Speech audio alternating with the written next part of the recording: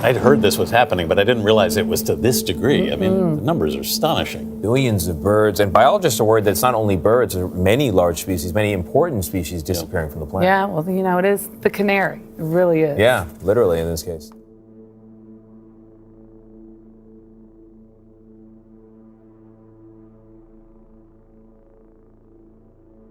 I'm afraid so, and it has to do with the bird population that's dwindling at an alarming rate, Audra. New research finds the number of birds in the United States and here in Canada has fallen by 29% since 1970. There are almost 3 billion fewer birds than there were just 50 years ago.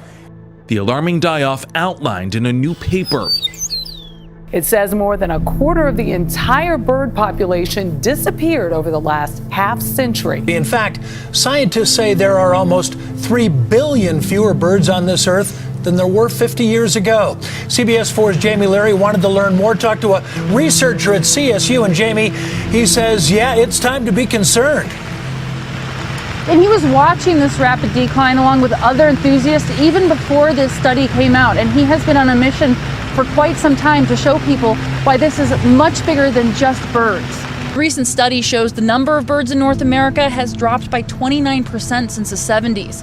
In Colorado, it means a loss of birds like the warbler or the red-winged blackbird. The projections are not good at all. And so within the next, I think Audubon said in the next 50 years, it could be completely absent from Rocky Mountain National Park.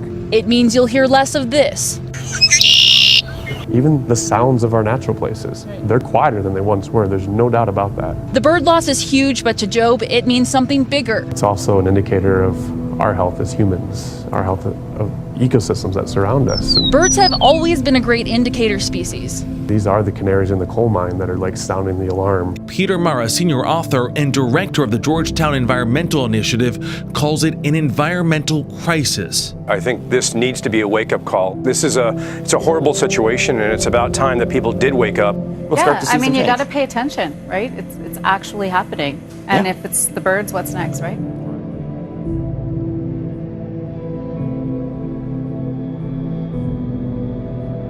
All right, moving on to news coming in from Rajasthan now, and it's a troubling one really, where over 10,000 birds have died at Sambar, one of India's largest saltwater lakes. Though the official toll was 1,500, locals claim the number of dead birds could go up as high as 5,000. Disturbing visuals coming in from Rajasthan. And the samples of dead birds have now led the Forest Department to believe the cause of death may be something that they still haven't been able to figure out.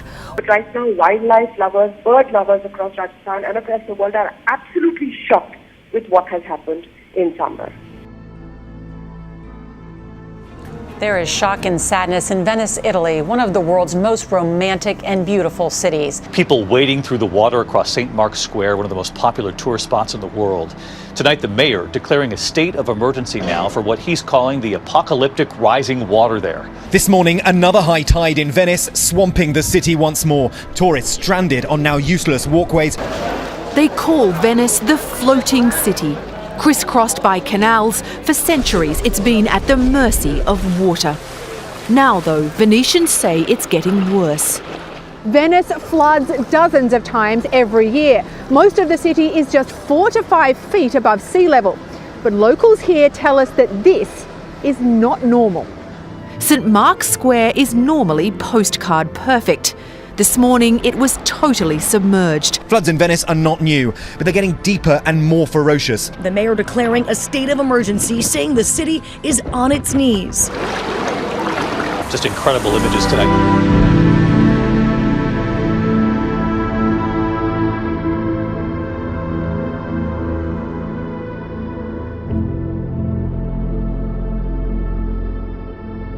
Famous landmarks like 1,200-year-old St. Mark's Basilica inundated, water flowing through the church. My life, this was the first time like this.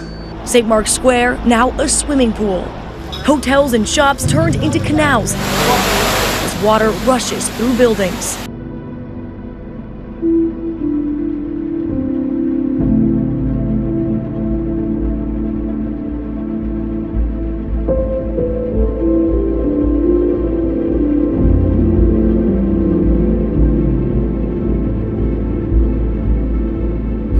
Good evening. Mother Nature is throwing everything at Queensland. Severe storm cells dumping massive hailstones, some as large as cricket balls, across the southeast.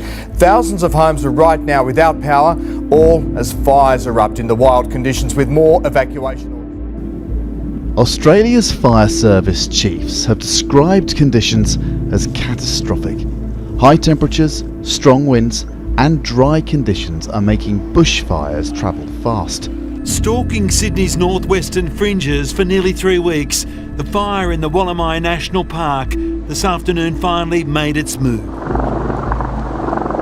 The huge wall of black smoke reared from the bush, and in its path several properties, including a timber yard and the town of Colo Heights. More than 80 fires are burning across the state, and on Sunday authorities issued more emergency warnings. The crisis is also expected to intensify on the west coast.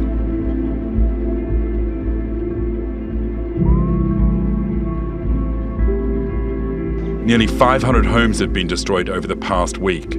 I just trying to stop myself from crying. And I'm a man, I'm pretty tough. You know, and you drive out there and just see the death out there.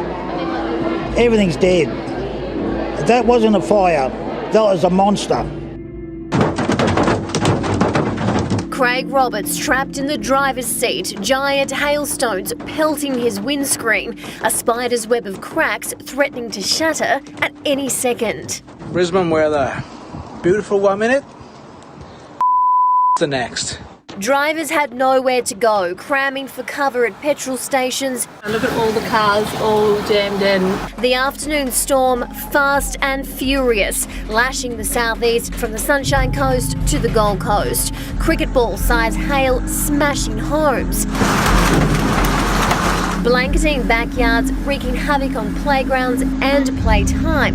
Destruction everywhere, hitting with such force the roof of the Currimundi Woolworths collapsed. Lightning striking this Moreton Bay home, leaving a gaping hole in Christian Patterson's bathroom. It's been so long since we've heard this sound.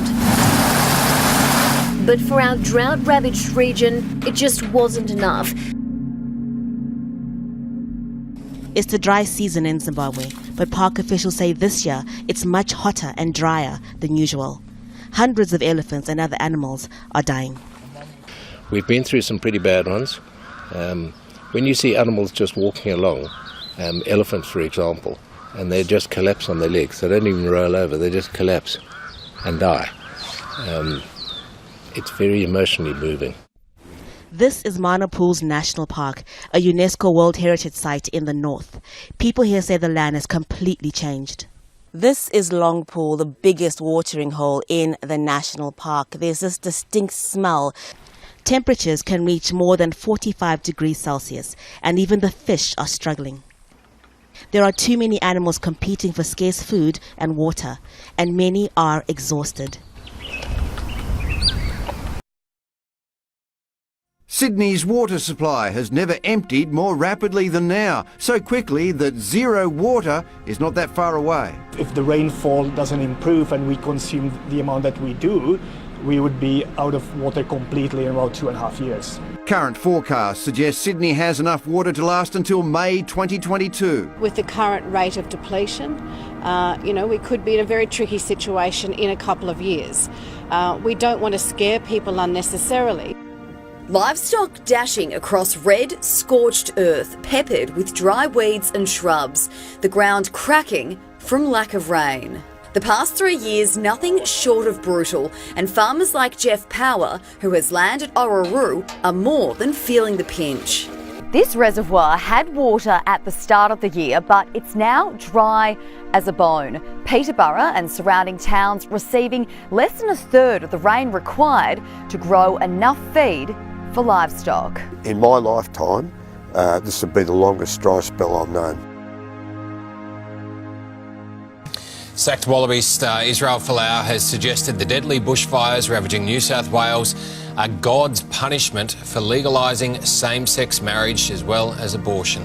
Today, Sydney reporter Gabrielle Boyle is at his Kenthurst church where those comments were made in a sermon. Gabby, take us through what he's had to say this time.